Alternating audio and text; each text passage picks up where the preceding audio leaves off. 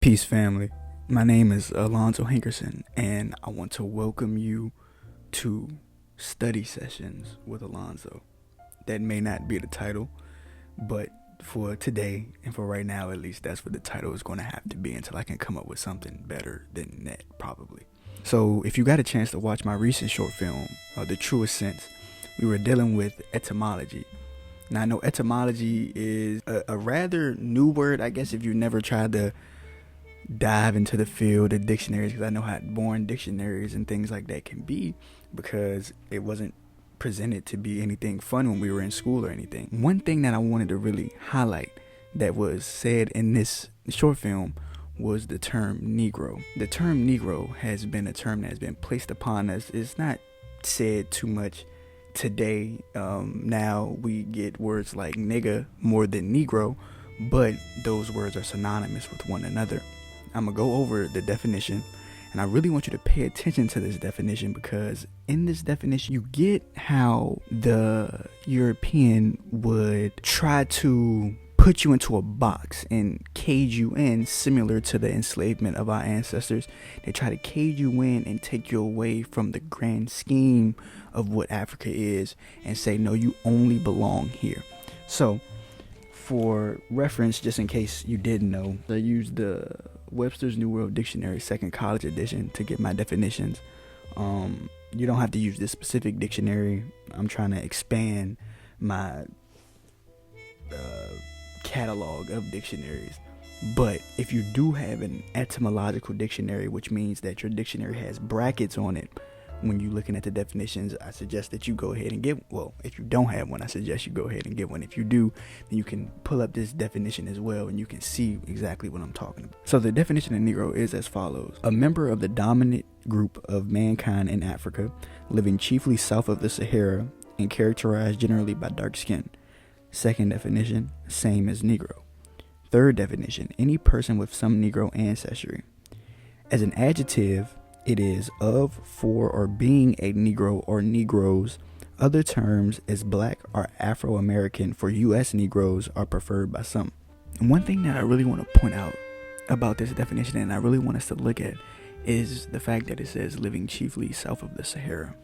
So if you're not familiar with what the Sahara is the deserted land that runs from about Egypt all the way to Morocco.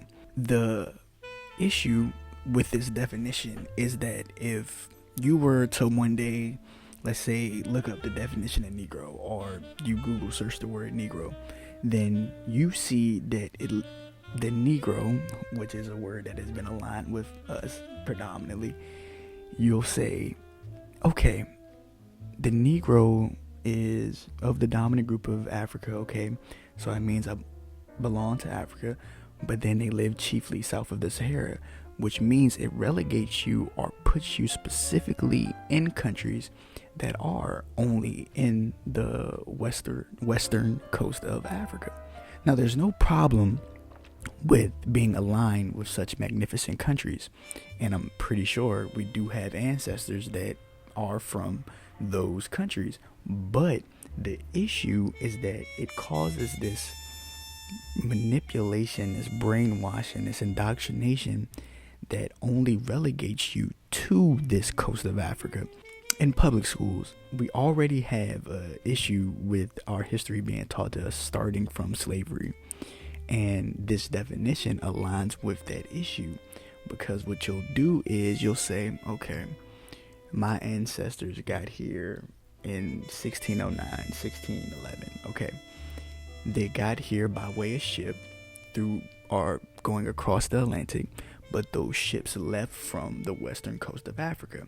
So you're only being put into this box, and you're getting put into this cycle of saying you don't come from nowhere else other than slavery. Your enslavement was your beginning. That's the issue. That's the manipulation. So a fun fact, you know how when you're voting or when you're doing paperwork or something like that, and they're asking you to categorize your race or your ethnicity, and 9 times out of 10 when you see it, you'll see black, African American, white, you'll see I believe you'll see Hispanic, you'll see Native American or Alaskan or Alaska or Alaskan or you'll see categories. The white box can be identified as natives in Northwest Africa, which would be the countries like Morocco or Algeria or Libya. The interesting thing about that is, or what you can ask yourself is, how are you able to be a native of a country or how can you be a native of a country in which you came, invaded, and conquered? And they try to do the same thing, interestingly enough, with the Middle East. So Egypt, as you may have heard in the short film, I used the term Kemet, which are one and the same, and we'll talk about Kemet in another video. They try to take Egypt away from Africa and say that it belongs to the Middle East. But in truth, that is the exact opposite, because in antiquity, which means ancient times, in antiquity, the Middle East actually belonged to Africa. It was a territory in which Kemet operated under. Back to the definition. There's a very, very strong negative effect that definition has on our knowledge and us being able to align ourselves with our true culture, with who we really are as a people. Because if I say that, or if I'm tricked into believing that I only come from this specific area, then that means I can't ever claim or can't ever know that my ancestors would run as deep as the Kemite era, or being a part of the Nubian or the Ethiopian empire, or being a part of such great civilizations. I would never be able to do that, because I've already tricked myself, or not even tricked myself, I've been tricked by the European to believe that I only belong to this group, and then this group can, if not taught correctly, only be relegated to the effects and impacts of slavery. This is why I strongly encourage us to be able to do the research and be able to connect these dots, because if we don't, then what we're doing is we're leaving our education, we're leaving our minds in the hands of our oppressors. And it seems like, hey, we'll just be okay with that, and I don't see an issue with that, But for the generations who aren't here yet, that will be a problem, because we're then slowly but surely fading away and just allowing us to become controlled at that point, allowing us to just say it is what it is.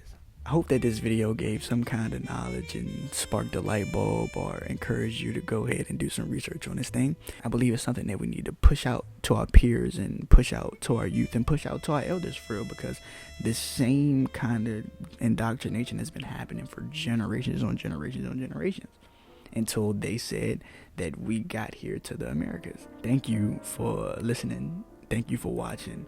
I'm gonna try to do one of these once a week. I know this is rather new, and just let me know if you enjoyed it. Leave a comment down below, like it, share it with somebody you know, and I'm gonna see you in the next one. Peace, family.